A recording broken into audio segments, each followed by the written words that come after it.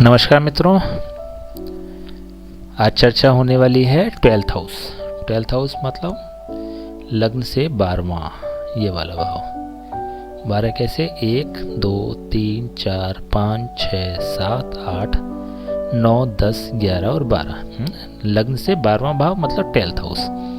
ठीक है, इसके बारे में हम चर्चा करेंगे। बड़ा महत्वपूर्ण भाव होता है ये। 6 8 और 12 थोड़ा सा नेगेटिव माना जाता है ना, लेकिन बार बार हम ये बात कह रहे हैं, कोई नेगेटिव नहीं है, कोई पॉजिटिव नहीं है, सब अच्छे हैं, सब खराब हैं। केवल एक आपकी कुंडली में कैसा रोल प्ले कर रहा है, आप उसको किस तरह से डील कर पा रहे हैं, आप उसको कैसे संभाल पा रहे हैं, है ना।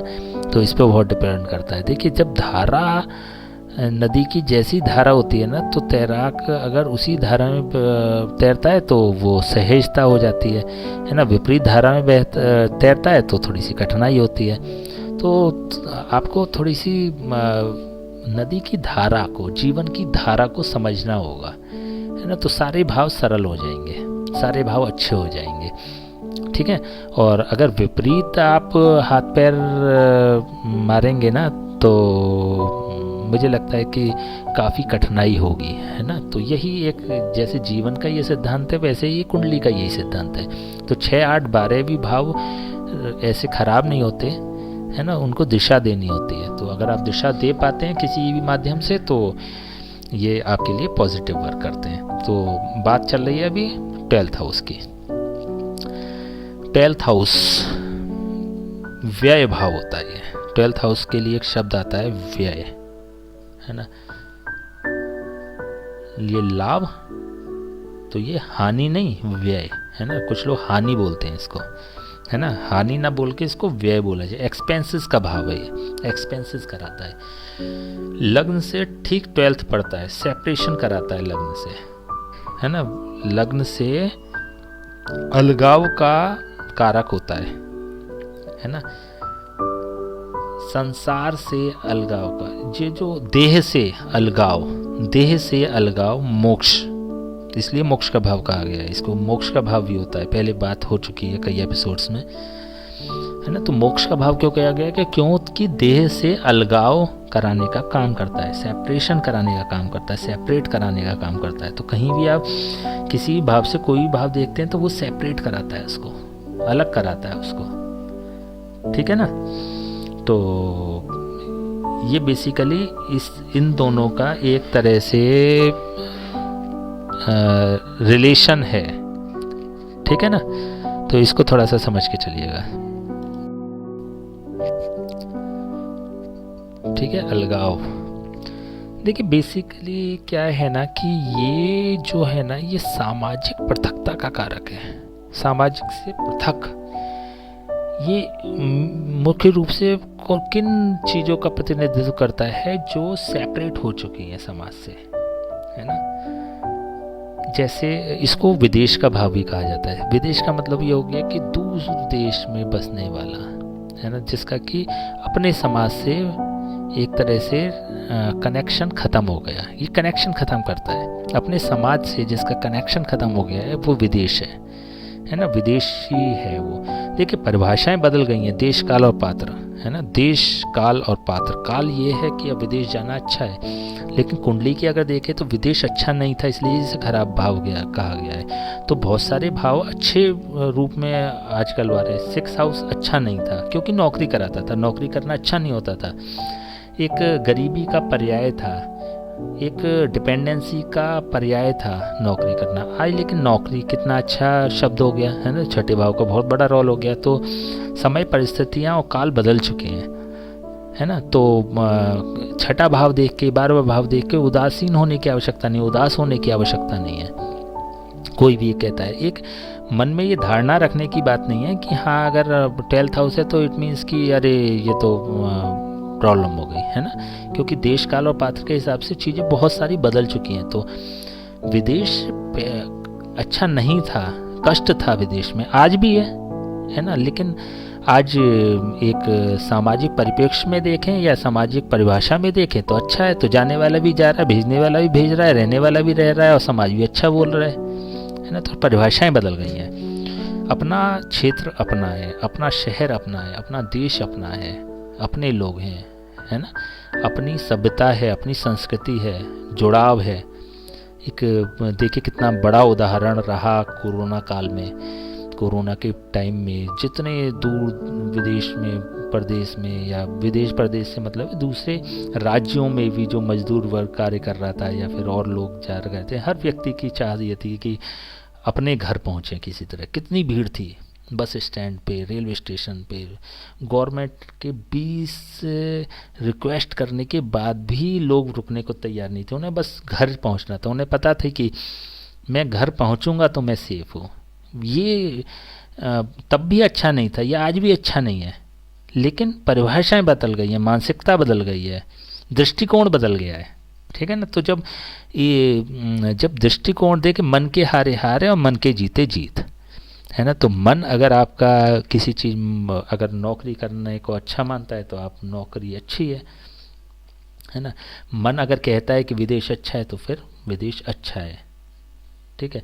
मन अगर कहता है कि पीएचडी रिसर्च अच्छी है तो अच्छी है। देखिए रिसर्च, एर्थ हाउस रिसर्च कराता है, कहाँ बात हुई थी ना एर्थ हाउस में, कितना लंबा एपिसोड था, 1 घंटे से ऊपर का था। हर यही चर्चा हुई थी कि जब आदमी विषय में डूबता है तो डूबता चला जाता है, फिर वो उदासीन हो जाता है थोड़ा सा, समाज से थोड़ा सा वैराग्य हो जाता है समाज के प्रति। लेकिन पीएचडी अब अच्छी है ना, रिसर्च अच्छी है ना, स्कॉलरशिप मिलती है ना, गवर्नमेंट प्रमोट कर रही है ना, तो अच्छा है ना। तो अच्छा है तो अच्छे में एंजॉय करें, फिर इसको नेगेटिव ना करें, जिसमें संतुष्टि हो वो कार्य करें। ठीक है ना। तो जिसमें आपका मन कहे वो कार्य करें। विदेश जाना अच्छा है तो फिर अच्छा है ना, लेकिन ज्योतिष की दृष्टि से अच्छा नहीं होता। कारागार का भाव होता है, जेल का भाव होता है, प्रिजनर्स का भाव होता है, प्रिजन का भाव होता है ना, कैदी का भाव होता है 12th हाउस। तो एज ए व्यक्ति बंध जाता है जब 12th हाउस एक्टिवेट होता है, भले ही विदेश में है ना। फोटो आते हैं, इंस्टाग्राम पे आते हैं, फेसबुक पे आते हैं, व्हाट्सएप पे आते हैं, जैसे आ रहे हैं, जो हो रहा है कि हम बहुत खुश हैं, लेकिन कहीं ना कहीं एक टीस है। क्यों है? क्योंकि 12th हाउस एक्टिवेट है। 12th हाउस पूर्ण संतुष्टि नहीं देगा, चाहे कितना भी विदेश में वो कार्य कर ले। वो एक अलग बात है, देखिए कि बचपन से ही कोई विदेश में रह रहा है, होश संभालते ही कोई विदेश में सेटल्ड हो गया, या जिसको कहते हैं कि एक भारतीय मूल के, है ना। तो इतना समय हो गया तो एक तरह से विदेश उनका घर हो गया, इनका 4th हाउस बन चुका है। वो एक अलग बात है ना। उनका विदेश जो है ये भाव है, अब यही उनका 4th हाउस है, घर इनका यही है 4th हाउस। ठीक है ना। तो अब 12th हाउस नहीं है, वो एक अलग बात है। लेकिन जो लोग इस धारणा से जा रहे हैं कि कमा के लाना है, उनके लिए एक अच्छा भाव नहीं होता ये। तो आई थिंक क्लियर हो गई होगी अभी 12th हाउस के बारे में जो हम चर्चा कर रहे हैं। तो बेसिकली जब 12th हाउस एक्टिवेट होता है तो व्यक्ति अपने आप को, खुद को ना समाज से अलग सा महसूस करने लगता है। तो ये एक देखी परखी और अनुभव में लाई हुई बात है। और देखिए स्वप्न का कारक है, स्वप्न संबंधी जो भी चीज़ें होती हैं, सपना सच होने, सपने में ये देखना वो करना, है ना, ये स्वप्न का कारक है। निंद्रा सुख का कारक है, भोग का कारक है, शयन सुख का कारक है, शयन सुख, है ना, बिस्तर का कारक है ना। यौन सुख में जो पूर्ण रूप से जो यौन सुख प्राप्त करने का कारक जो है वो 12th हाउस है, बिस्तर का कारक कहा गया है इसको, है ना। संतुष्टि का कारक है ना। जो लोग मैरिड लाइफ की अगर बात आती है तो कहीं ना कहीं अपने पार्टनर को लेके वो अनसेटिस्फाइड रहते हैं, वो 12th हाउस की वजह से, है ना। 12th हाउस देखना होता है। ठीक है। भोग, सेक्स इससे, है ना, और भोग इससे, सेक्स इससे, भोग इससे, है ना। तो भोग में संतुष्टि 12th हाउस देखा देता है। है ना। तो अगर अच्छा नहीं होता है ना, या आपके कोई थोड़ा सा नेगेटिव से अगर प्लैनेट्स होते हैं या अच्छे पोजीशन नहीं होती है, तो रात में देर तक जागने की आदत होती है उसको, है ना। अगर अच्छा होता है तो फिर निंद्रा सुख पूरा होता है। कुछ लोग होते हैं ना, बड़ा अच्छी नींद आती है, मौका लगा और सोए, वो सोने के लिए तरसते हैं, है ना। तो वो 12th हाउस बहुत अच्छा होता है उनका। और कुछ ऐसे होते हैं जिन्हें मन ही नहीं लगता है सोने में, लगे हुए हैं घोड़ा बन के, दौड़ रहे हैं दौड़ रहे हैं दौड़ रहे हैं। 12th हाउस अच्छा नहीं है, नेगेटिव कुछ ग्रहों की इस पे मार है ना। तो इसलिए ये 12th हाउस देखेंगे। और दरिद्रता को भी दिखाई देता है, थोड़ी सी दरिद्रता की स्थिति, पैसे का अभाव, क्योंकि व्यय का अभाव है ना, एक्सपेंसेस ज़्यादा होते हैं, है ना। बाईं आँख का कारक होता है अगर काल पुरुष की बात करें तो। अभी जैसे चर्चा करी थी, पुरुषों की बाईं आँख, महिला की दाईं आँख, ठीक है ना, अब क्लियर हो गया होगा, है ना। पैर के पंजे का कारक है ये वाला भाव, ठीक है ना। और क्या हो देख सकते हैं, बड़ी प्रॉब्लम्स का कारक है, जीवन की बड़ी प्रॉब्लम्स, है ना, इसका कारक 12th हाउस होता है। और कुछ एस्ट्रोलॉजर्स कहते हैं कि मृत्यु के बाद की भी स्थिति ये दिखाई देती है इससे, मृत्यु के बाद स्थिति क्या होगी, है ना। पुनर्जन्म की जैसे बात करी थी 8th हाउस से, पुनर्जन्म की, है ना। तो मृत्यु के बाद की स्थिति 12th हाउस से, जैसे 1 2 3 4 5 इसकी पोजीशन, है ना, इसकी स्थिति 12th हाउस, ठीक है, मृत्यु के बाद की स्थिति, है ना। पत्नी के सापेक्ष देखें तो पत्नी के रोग 12th हाउस, ठीक है। माता की बात करें तो माता, ये लग्न मान ली माता की, जो माता मान लिया, माता की कुंडली है, तो 7 8 9 माता का भाग्य हो गया ये, ठीक है। तो माता के सापेक्ष 12th हाउस आपका ये भाग्य दिखाएगा। और क्या देख सकते हैं इसमें, मोक्ष का कारक है ही, विशेष रूप से मोक्ष के बारे में बड़ी चर्चा होती है जब भी बात होती है, तो एक टिप्स पे रहता है एस्ट्रोलॉजर्स की कि मोक्ष का कारक ग्रह है, ठीक है। और दूर स्थान पे बसने का भी कारक है, बात विदेश की नहीं है, बात जैसे अगर आपकी अभी नॉर्थ इंडिया में रह रहे हैं, साउथ इंडिया पहुंच गए, साउथ इंडिया में नॉर्थ इंडिया आ गए, तब भी 12th हाउस कहीं ना कहीं एक्टिवेट होता है, क्योंकि दूर जाना, दूरी का कारक जो होता है ये 12वां भाव होता है, ठीक है। 4th हाउस से कौन कौन से भाव पर पड़ रहा है ये, 9th हाउस पे, ठीक है ना। तो सुख का भाग्य, आपके जीवन में कितना सुख मिलेगा वो 12th हाउस से दिखाएगा। देखो व्यय, व्यय पे डिपेंड करता है, आप कंजूस हैं या आप खुला हाथ है, एक्सपेंसेस करते हैं, तो उसी वो भोग को दिखा देगा। ये भौतिक संसाधन, भौतिक संसाधन कितने हैं उतना भोग है, ये भोग का भी कारक है, ये मोक्ष का है तो ये भोग का भी है, ठीक है ना। तो इससे संबंधित हो गया ये। और क्या होता है, फिजूल खर्ची, जैसे व्यय है तो फिजूल खर्ची जो होगी वो भी इसी से दिखाई देगी। और काल पुरुष की अगर बात करें तो मीन राशि होती है इसमें, मीन राशि 12 नंबर मीन राशि, मीन राशि का स्वामी कौन हो गया, गुरु हो गया, बृहस्पति हो गया, ठीक है ना। तो ये भी होता है। और क्या हो सकता है इसमें, और कि कुछ देखिए व्यय है तो इसमें थोड़ा सा हानि का भी माना जाता है ये, है ना। अगर नुकसान अगर होते हैं, फाइनेंशियली अगर नुकसान हो जाते हैं, तब भी 12th हाउस का रोल होता है। वैसे तो 8th हाउस का होता है ना। जो टोटली नुकसान होते हैं, नुकसान मतलब खो जाना, पैसे खो जाना, हाथ नहीं आएंगे, ये 8th हाउस हो गया। एक्सपेंसेस में नुकसान हो गया, अपनी जानकारी में जो नुकसान हुए वो 12th हाउस, अपनी जानकारी नहीं है और उसमें नुकसान हुए तो 8th हाउस, है ना। दोनों नुकसान अलग अलग हैं, तो ये बेसिकली व्यय है, तो उसको नुकसान इस वे में कह सकते हैं कि आपने फिजूल खर्ची करी, ठीक है। और धोखेबाजी का भी भाव होता है। धोखा मिलने का कारक होता है, तो धोखे को भी दिखाता है। और क्या होता है, देखिए अब कुछ ग्रंथों की बात करते हैं हम। हमने भी एक वादा किया था, बार बार स्किप हो जाती हैं चीज़ें एक, क्योंकि अब लास्ट भाव है आज, उसके बाद फिर हम राशियां शुरू करेंगे।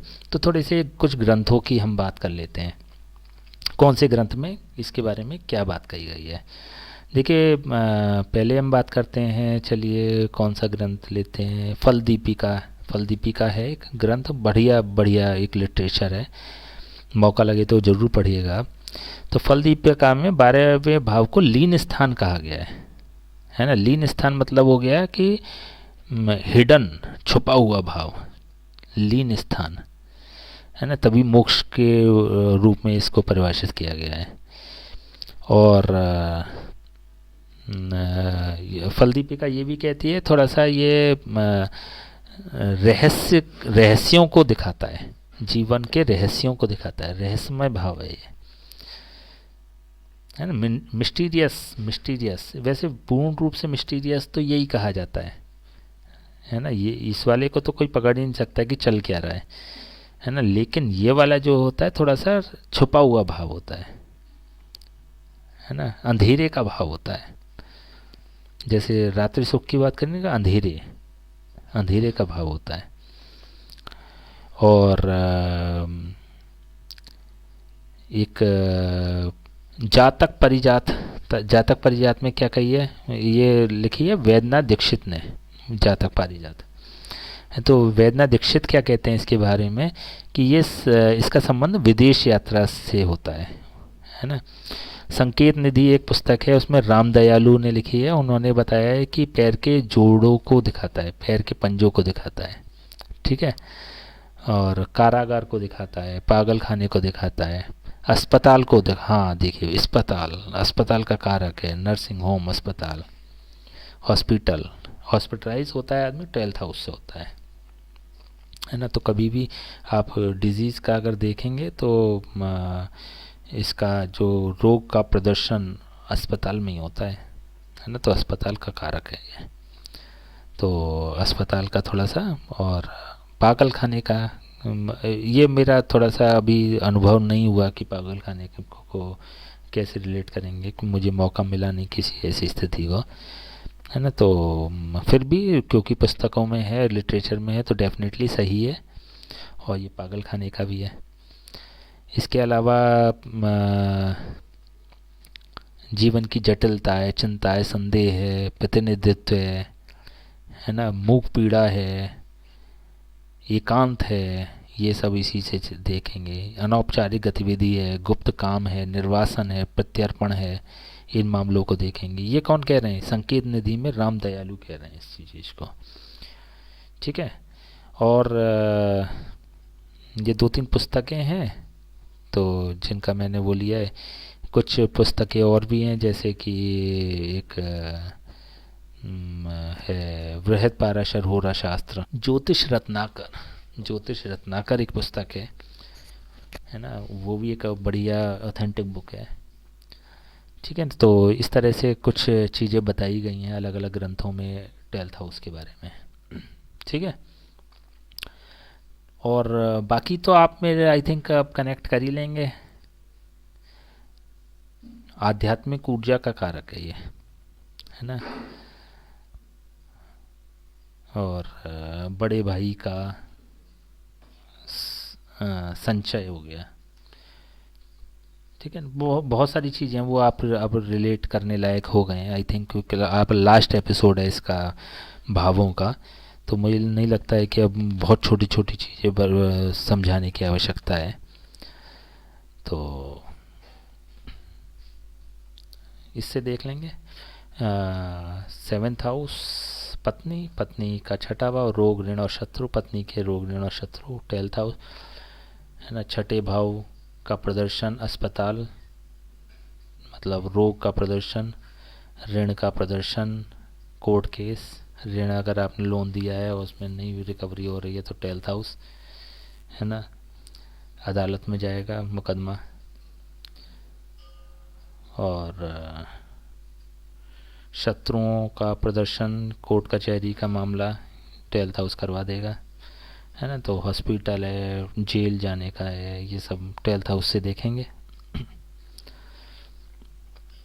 और 1 2 3 4 5 जो आपकी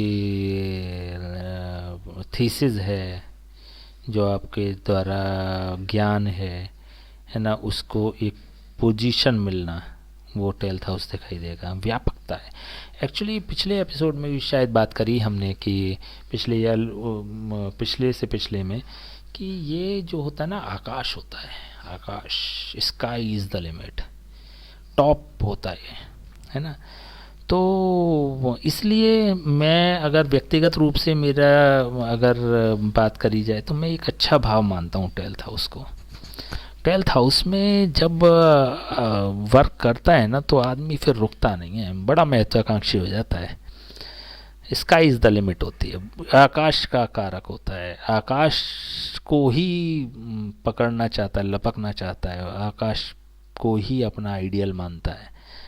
तो इस परिप्रेक्ष्य में देखें तो एक अच्छा है। अब देखिए बहुत सारे ग्रंथ हैं, बहुत सारी चीज़ें हैं, सब ने अपने अपने विचारों में बताई गई हैं, लेकिन फिर भी हमें एक चीज़ देश काल और पात्र नहीं भूलनी चाहिए। परिप्रेक्ष्य बदल गया है, संसाधन बदल गए हैं, अब मुट्ठी में, दुनिया मुट्ठी में है। देखिए कहाँ से कहाँ पहुँच गए हैं। आप दूर विदेश भी आप वीडियो कॉन्फ्रेंसिंग करते हैं, वीडियो में बात करते हैं, कहीं जाना नहीं, कहीं आना नहीं, कितनी छोटी सी दुनिया हो गई है ना।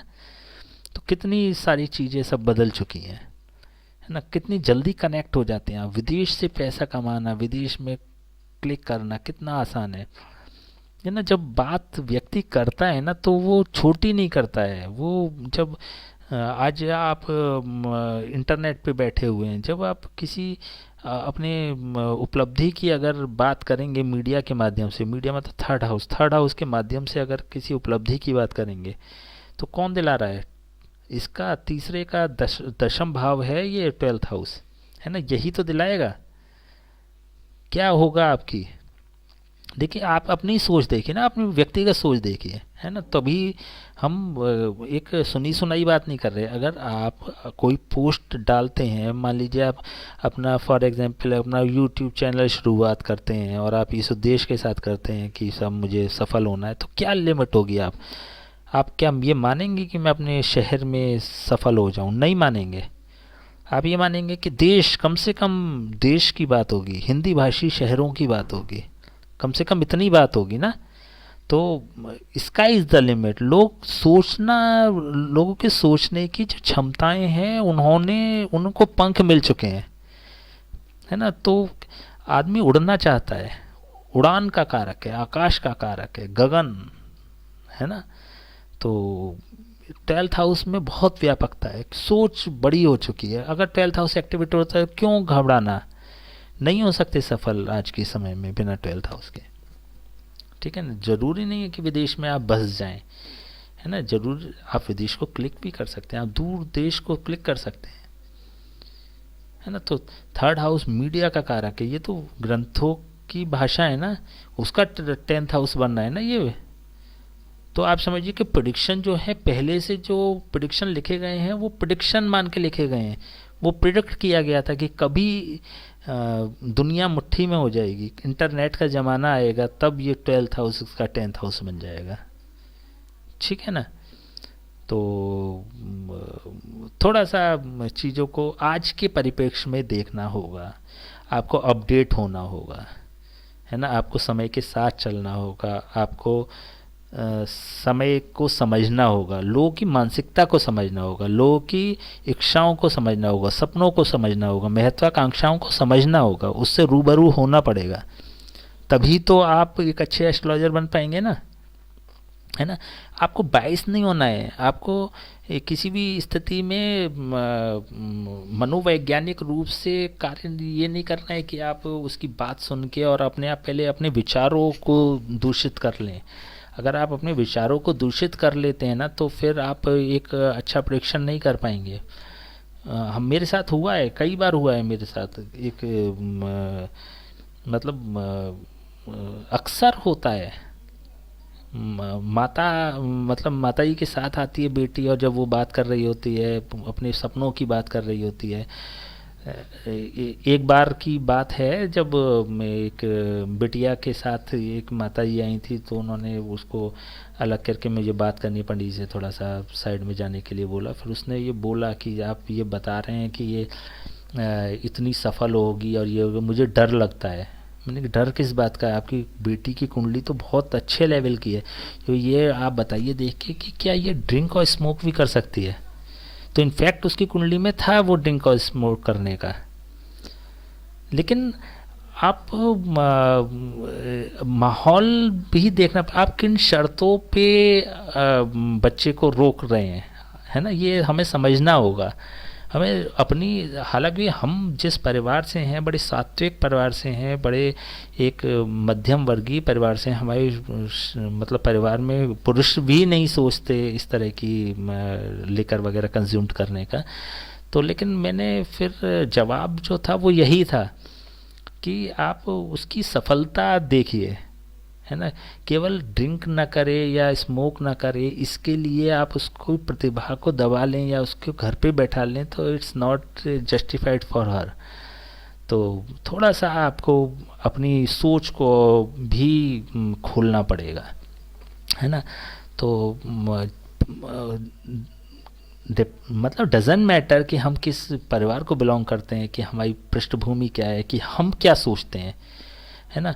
हमें ये देखना है कि हम किसकी कुंडली देख रहे हैं, उसको आप स्पष्ट कर दीजिए ना। अगर वो उन शर्तों पे अगर तैयार है तो ठीक है, फिर, है ना। तो थोड़ा सा चीज़ों को विस्तार देना पड़ेगा, अपनी सोच को थोड़ा विस्तार देना पड़ेगा, है ना। हम किसी के भाग्य को देखिए, जब कुंडली देख रहे हैं तो फिर आप अपना विचार किसी पे नहीं थोप सकते, आपको अधिकार नहीं है ना। आपका जो काम है आपको केवल उतना ही करना है। आप, अगर आपसे राय मांगी जाती है तो आप देते हैं, अगर आपसे पूछा जाता है कि हाँ सफल होंगे, तो हाँ होंगे। किस क्षेत्र में होंगे, इस क्षेत्र में होंगे। बच्चा ड्रिंक कर सकता है, बिल्कुल कर सकता है। स्मोक करेगा, हाँ करेगा। आपको आगे भेजना है, नहीं भेजना है, क्या करना है, वो आपको खुद डिसाइड करना है ना। लेकिन एक तरीका ये हुआ प्रिडिक्शन करने का कि भाई बच्चे को थोड़ा सा गलत रास्ते पे चला जाएगा, इसको रोको, इस पे अंकुश लगाओ। आप स्पष्ट करो ना चीज़ों को। उनके परिवार की पृष्ठभूमि क्या है वो डिसाइड करेंगे ना, वो उनको सफलता किन शर्तों पे चाहिए वो डिसाइड कर लेंगे ना, है ना। तो थोड़ा सा चीज़ों को प्रैक्टिकली प्रिडिक्शंस आपको करने पड़ेंगे। देखिए लास्ट एपिसोड है, लास्ट भावों का, है ना।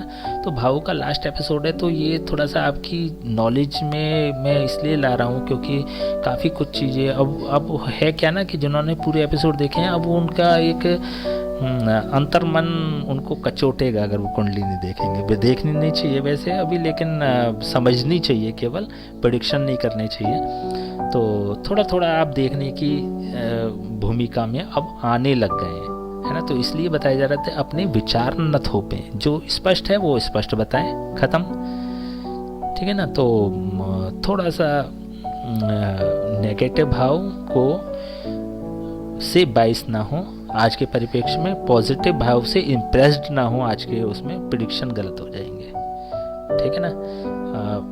न्याय नहीं कर पाएंगे आप, जस्टिफाइड आंसर नहीं दे पाएंगे, है ना।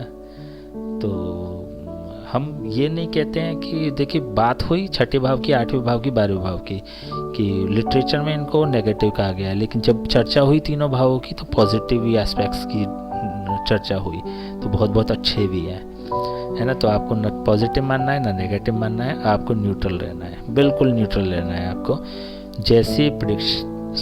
जैसा सवाल आए वैसे आपको जवाब देना है, जिस तरह का सवाल होगा उस तरह का आपको जवाब देना है, ठीक है ना।